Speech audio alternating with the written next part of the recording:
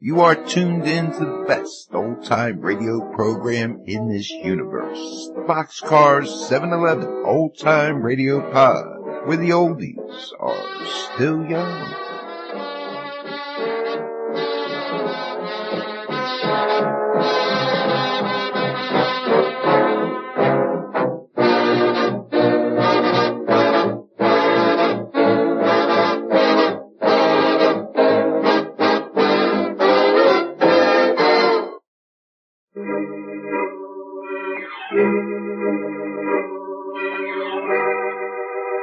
The Avenger. The road to crime ends in a trap that justice sets.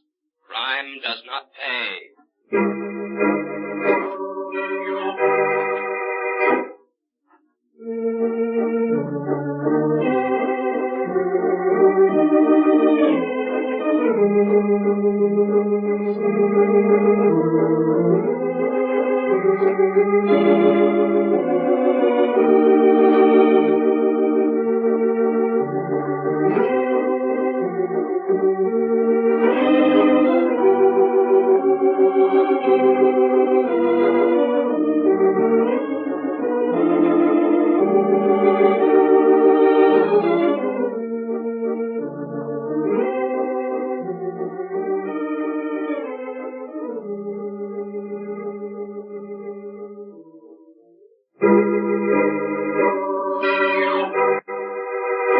The Avenger, sworn enemy of evil, is actually Jim Brandon, a famous biochemist.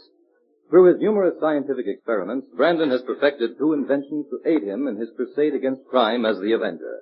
The telepathic indicator by which he is able to pick up thought flashes, and the secret diffusion capsule, which cloaks him in the black light of invisibility.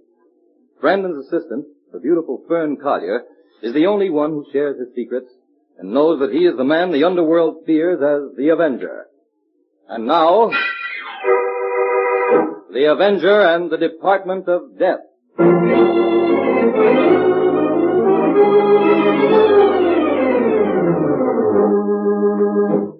The employees of Con's department store are beginning to punch in for the day.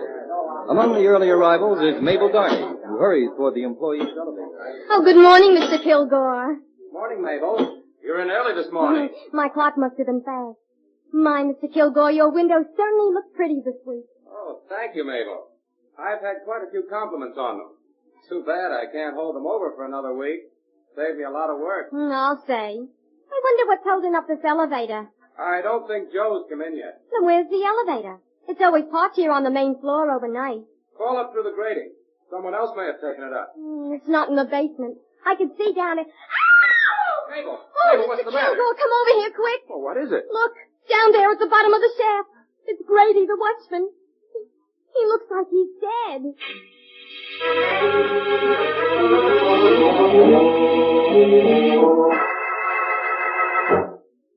You're right, Inspector. Looks like Grady died from a fall. What floor did you say he fell from? It must have been the fifth, Jim. I checked the automatic meter on the main floor when I came in. It shows that Grady made his last time check on the fifth floor at midnight. Well, let's go upstairs and have a look. Okay, all right, O'Brien. You take over here until my men arrive. Whatever you say, Inspector White. Come on, Jim. Let's get out of this shaft and take the elevator to the fifth. To the sixth, you mean, Inspector? Sixth? I said he fell from the fifth, Jim. Yes, but the elevator in that shaft would have to be parked above the floor from which he fell. We'd better check that first. Now, get in the elevator, Jim. Sixth it is. You didn't permit any of the elevators to be moved, did you, Inspector? Only this one. I took it down to the basement myself. I ordered all the employees held on the main floor. Good. Now, what have you found out about Grady so far? Well, he's been a watchman here at Con's store for 15 years. Steady fellow, completely trustworthy. Who's this fellow, Brian, you left on guard in the basement? He's a store detective. Here we are.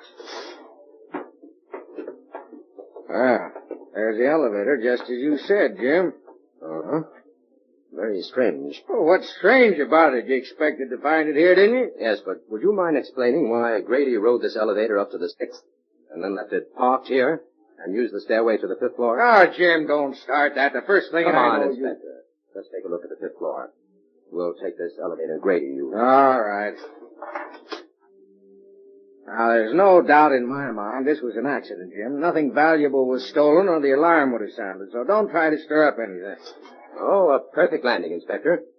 Well, say, who's that coming in from the stairway? That's Mr. Kahn, the owner of the store. Must have something important on his mind to climb all those stairs. Inspector White, I want a few words Yeah? with you. What is it, Mr. Kahn? Well, how much longer must I keep the store closed? I had a sale advertised for today. Several hundred people waiting outside. Give Brandon and me 10 minutes more, then you can open the door. Mr. Conn, we would also like to have your permission to question some of your employees. Question my employees. What for? If Grady's death was accidental, it must be proved so to the satisfaction of the police department. Oh. Well, naturally, I want everything to be cleared up properly, but... Well, look here, Inspector, there's no need to make a scandal out of a perfectly natural accident. I have some influence in the city You'd better take care of your own business, Mr. Kahn, and I'll take care of mine. Now, give us 10 minutes more here. All right. All right. It's not that I don't want to cooperate in every way possible, but as far as I can see, there's no need for a prolonged investigation. In other words, Inspector, we mustn't let a little thing like murder interfere with Mr. Conn's Now, business. wait a minute, Jim. Don't jump to any conclusions. Now, why couldn't Grady have fallen down the shaft here? Oh, really, Inspector? That question isn't worthy of you. Why not? Well, first of all, these grating gates may look old-fashioned, but they lock and unlock automatically from the inside. Now, Grady would hardly have pried this door open in order to fall down the shaft accidentally. Oh. No, I admit you've got something there, Jim. But what do you suppose did happen? Grady was killed or stunned by a blow on some other floor. Brought here to the 5th floor in this elevator.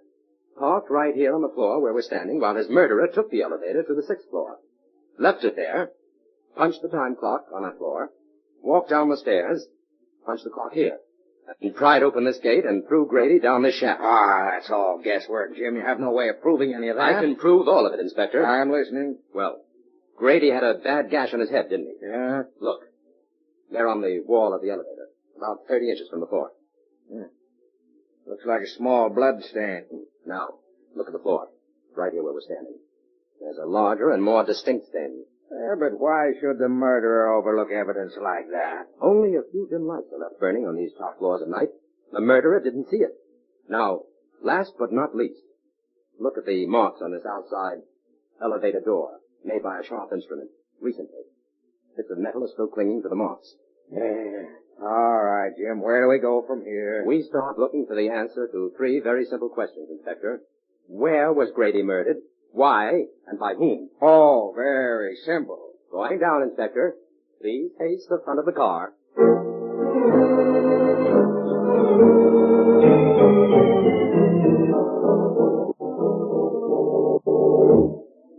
Well, Jim, this is the first time I ever spent a whole day in a department store without buying anything. I've discovered that shopping for clues in a busy department store is practically impossible, Fern. It's almost closing time. Can we call it a day? No, let's finish our examination here on the main floor. All right. Jim, in that little room next to the book department. Oh, that's where the vault is kept. Oh. Say, this room on the right looks interesting, Jim. It's marked no admittance. Oh, that's for us. Come on, Fern. Seems to be some sort of storeroom. Who's that? Customers aren't allowed in here. Oh, it's you, Mr. Brandon. Yes, you're Kilgore, the window decorator, aren't you? That's right. I'm getting things ready to change the windows tonight. Heavens, are you going to use all these dummies in the windows, Mr. Kilgore? Yes, miss. I've planned a party motif, to display these various costumes. That could work out very well. Well, this first group of dummies is for the cocktail party window. Those for the dinner party. That group over there for the theater party. These in afternoon clothes are for the bridge party. And these last 5 will attend the supper club party. Oh, the clothes are lovely. That blue dinner dress is stunning. When do you begin dressing the windows, Mr. Kilgore? Right away. I was just about to strike the set of that first window when you came in. Oh, well, let us keep you. I'm just doing a little routine checking on the main floor layout. Do you mind if I watch you for a while, Mr. Kilgore? No, not at all. I'll explain the procedure tonight. Oh, thank you. Well, first I take off my shoes and put on these woolen socks. That's so I won't leave any marks on the rug. I see. One of the side windows opens right off this room, so I dress that one first. See, that way I can get started before the store closes. Oh, seems strange looking at a store window from the inside. I dare say. This little dummy I'm bringing out now did a very good job this week. The dress buyer told me she sold every dress she had in stock with this model. Where do you put the dummies you take out? Oh, in the rear of the storeroom. We have a sufficient number to alternate. Pardon me, I'll be back in just a moment. Surely. Oh, Jim, come here and have a look at the world as a dummy sees it. Well, since I'm beginning to feel like a dummy on this case, I might as well become acquainted with the outlook. Very befitting. The view is extremely limited. You sound awfully low, Jim. Of course, I don't blame you much for having to come. Friend, look at that rug. What's the matter with it? There's a deep print of a man's shoe there near that table. That's strange. Kilgore couldn't have made it. No dummy is heavy enough to make a print as deep as that. Anyway, the one dummy he took out of this window was over on the other side. Jim, do you think this means anything? It means that a woman's curiosity is a wonderful thing, Fern. Thanks to you, at last we're actually on the inside of this case, looking out.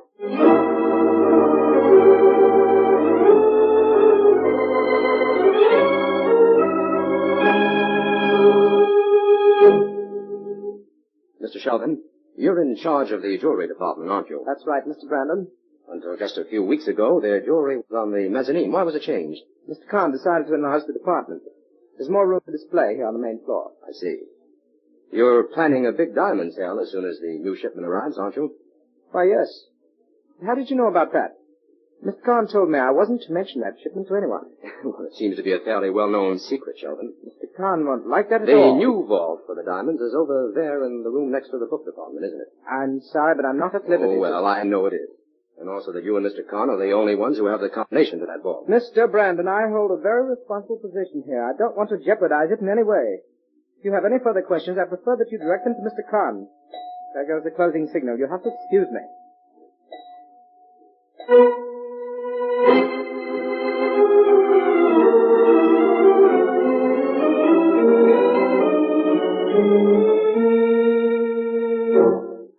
We'll just finish up this report, Fern, and then we'll go out for dinner. Oh, I thought you'd forgotten all about dinner, Jim. It's almost 9 o'clock. Well, the inspector will want this tonight, but we'll hurry it up. Where was I? You just finished stating that you were convinced it was an inside job. Oh, yes. Take this down, Fern. Ready?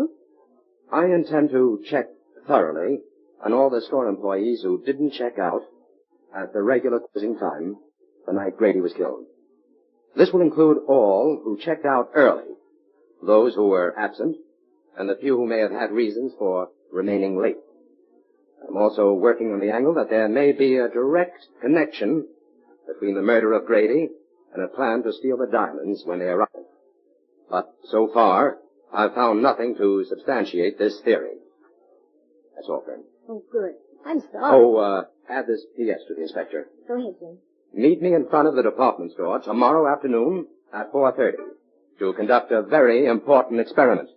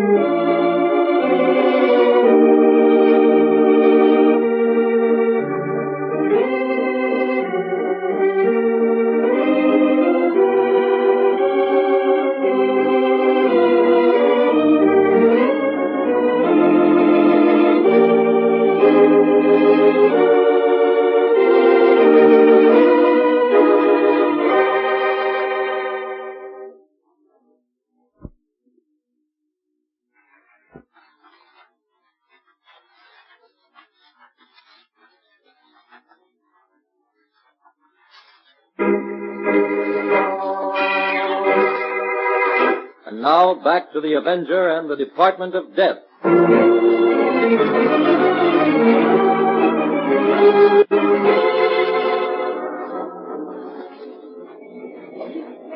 Here I am, Inspector. Jim, what are you up to? Why did you want me to meet you in front of the store? Inspector, we're going to pretend that we're two employees of Kahn's department store.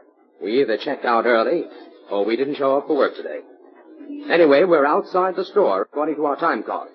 Now, if we're outside and can prove it, according to our cards, we can't be suspected of any crime that might be committed inside, can we? Oh, I suppose not. That's the kind of evidence that holds up in court. But what are you trying to prove, Jim? The purpose of this demonstration is to show that we can go into the store and remain inside after the store closes. All night if we want to. Now, here's a complete list of the employees who were absent or who checked out early the night Grady was killed. We can discount the few who left late because they couldn't get back in past the watchman at the employee's entrance. You'll notice that this list includes a number of employees you've already met and whom we now have reason to suspect. Well, now we're getting someplace, Jim. Who were they? There were 15 all told, but the ones you know were O'Brien, the store detective, Mabel Donny, who discovered the body, Kilgore, the window decorator, and Shelvin in the jewelry department. And don't forget Mr. Kahn himself. He doesn't have to check in and out of the store. I'm not forgetting him, Inspector. He's on my list. Well, what do we do now? First, we walk inside the store, just like two ordinary customers. Then we make a very unusual experiment.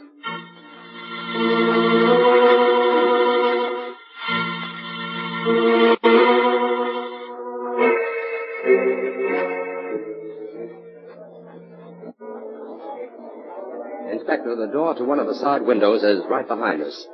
I'm going to open it now, and we're both going to step inside the window. Oh, of all the crazy ideas you ever come up with, Jim, this is the craziest. Come on, Inspector. We're invited to a cocktail party with 5 dummies. Hurry. Now what? Sit down on that bench. You'll be partly concealed by those 2 dummies. I'll stand over here behind this lovely lady in red. You can talk, Inspector. No one can see your face, but don't move. How long do we have to stay here, Jim? Until after the store closes. Maybe this experience will teach you not to make me prove everything to you the hard way. Well, where's Fern? Why couldn't she have done this instead of me? You're the one I have to convince. And besides, Fern is up in the toy department, questioning Mabel Donny. Oh, there goes the gong. It's closing time. Oh, how much longer? We're going to stay here like this until everyone is left. Oh, this is carrying things too far. Be careful, Inspector. Don't move. One of those window shoppers is giving your suit the once-over.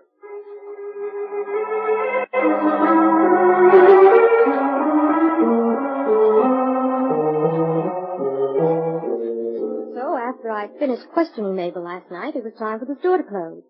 So I went outside and watched you and the inspector in the store window. My, you look natural. We saw you, young lady, and I might add that wasn't part of your assignment. I know, Jim, but I wouldn't have missed it for anything. Well, what did you find out from Mabel, Fern? Well, Inspector, she knows all about the diamond shipment that's expected, and she has a terrible crush on Mr. Kilgore, the window Oh, decorator. that's no help. Now, look here, Jim. We're moving too slow on this case. Inside job or outside job, I've got to find the man that murdered Grady and find him quick. Get that murderer all right, Inspector, but it may take a few days. A few days? Have you seen the morning papers? Why, one of them went so far as to print my picture and caption it the police department dummy. I've got to make an arrest in this case within the next 24 hours, Jim. All right. I promise you that by 10 o'clock tomorrow morning you can make an arrest, Inspector. You know who the murderer is, then? I didn't say you could arrest the murderer. Oh, stop talking in circles, Jim. What do you mean? Well, I know who the murderer's accomplice is. And since you're so desperate to make an arrest, I'll deliver him. And it's up to you to make him talk.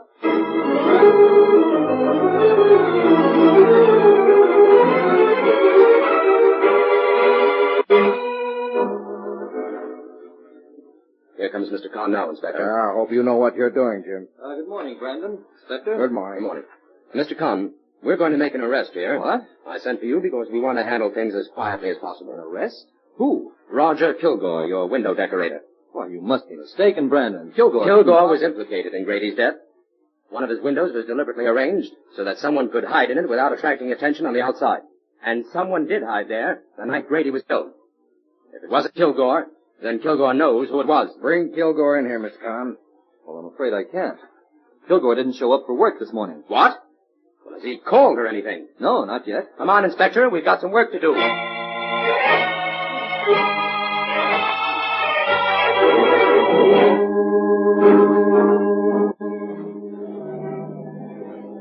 Now that we're out of the store, Jim, would you mind telling me where we're going? We're going to drive out to Kilgore's home, Inspector. I don't like the look of this. My cars are on the side here. Wait a minute.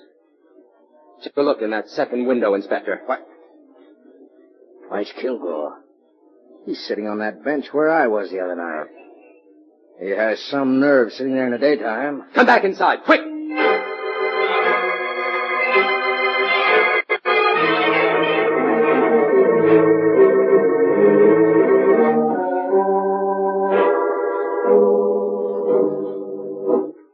That's the window, O'Brien. Open it up. Not so fast, Brandon. I have to have a good reason to open these windows. And I'll give you one. Kilgore's inside there. Kilgore? Well, what's he doing in there? That's what we want to know. Open the window and tell him to come out. Okay. Come on out, Mr. Kilgore. There's something wrong here. Inspector, come into the window with me. You too, O'Brien. Right, Jim. Sure. Say, Brandon, I don't like the way he looks. No. Kilgore has been propped up on this bench for hours. He's dead.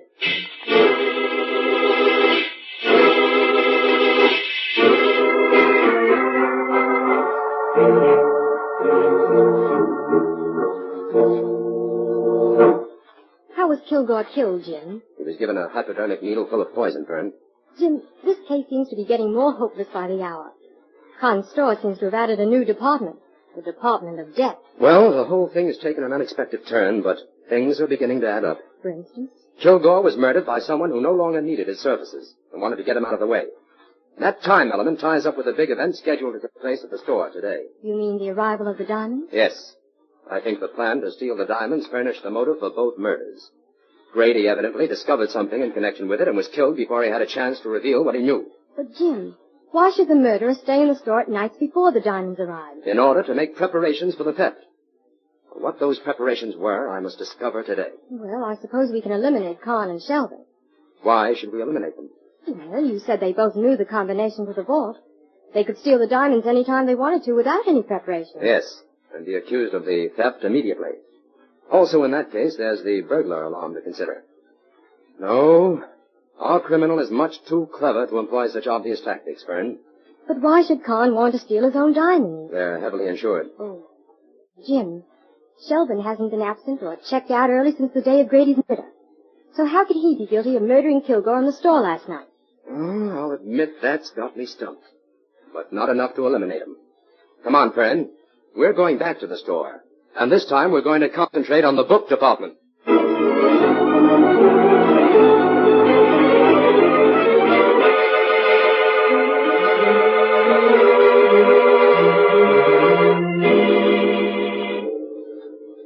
While we're here, Fern, I want to pick up a copy of Dr. Ledlow's book on crime documents. Oh, I saw it here in this large bookcase the other day, Jim. I can find it in a minute. Oh, all right.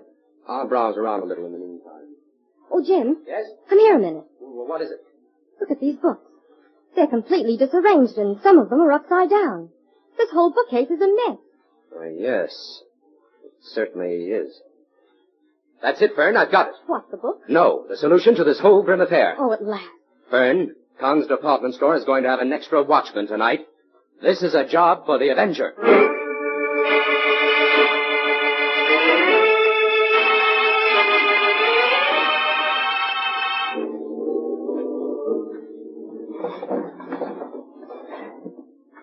Now, the bookcase is out of the way. About half an hour before the watchman and O'Brien come down here again. I'll have the jewels out and this case moved back by then. What was that noise? Who's there? It's the Avenger, Sheldon. The Avenger? I'm here to close your Department of Death and bring you to justice for the crimes you've committed. How did you get in here? Your crimes invited me. I can't see you, Avenger. But my gun can find you. Kilgore and Grady got in your way, and you killed them. But you won't find it quite so easy to rid yourself of the Avenger. You're there in the corner, Avenger. I'll get you, all right? An invisible target is no target at all, Sheldon. I'll find you. You're missing badly. I'll shut you up. Now you're harmless. Your gun is empty, Sheldon. What's going on here? Sheldon, it's you. O'Brien, arrest Sheldon. I think you know the charges.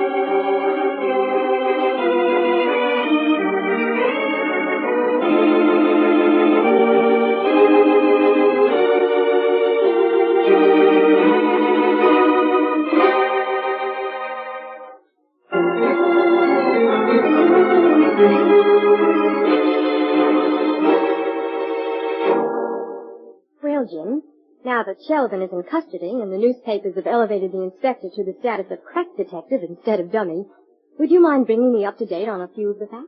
Not at all. We have to make out a full report on this for the inspector anyway. Well, tell me briefly first, what was the clue you found in the book department? Well, as you know, the diamond vault was in that small room that adjoined the book department. The back of the vault was against that wall. Now, the other side of the wall, in the book department, was completely hidden by that large bookcase. On the nights that Sheldon managed to stay in the store, he moved that bookcase and went to work on the wall. He broke through a section of it and succeeded in drilling through the back of the vault, leaving only the black velvet lining to be broken through at the last minute. But the clue? That bookcase was too heavy to move with the books in it, so Sheldon had to remove them. The night before the diamonds arrived, he was in a hurry and left them upset. That was the clue I needed. But how did he expect to get the jewels out of the store? After the death of Grady, Sheldon got himself an outside accomplice. By that time, he was quarreling with Kilgore anyway, and he knew he'd have to get rid of him. We picked up this accomplice this morning, and he explained the whole setup. After Grady's death, it was too risky for Sheldon to check out of the store early and come back in to hide. So he hit upon another idea. He hired a man who bore an amazing resemblance to him to check in and out of the store for him. Very clever. Sheldon's plan was to steal the jewels and stay in the store all night. The next morning, just before time for the store to open, his accomplice would check in for him, pick up the jewels in the washroom where Sheldon had left them in a shopping bag, and then exit from the store just as the early shoppers were coming in the main entrance. And in the meantime, Sheldon goes to the safe, gives the alarm, and is under no suspicion. Right. Well, Jim, could we get the inspector's report out right away? I'd like to leave early today. Oh, I can tell by that glint in your eye you're going shopping. Yes, I am. Well, murder or no murder, I suppose no woman alive can be expected to spend 3 days in a department store without buying something.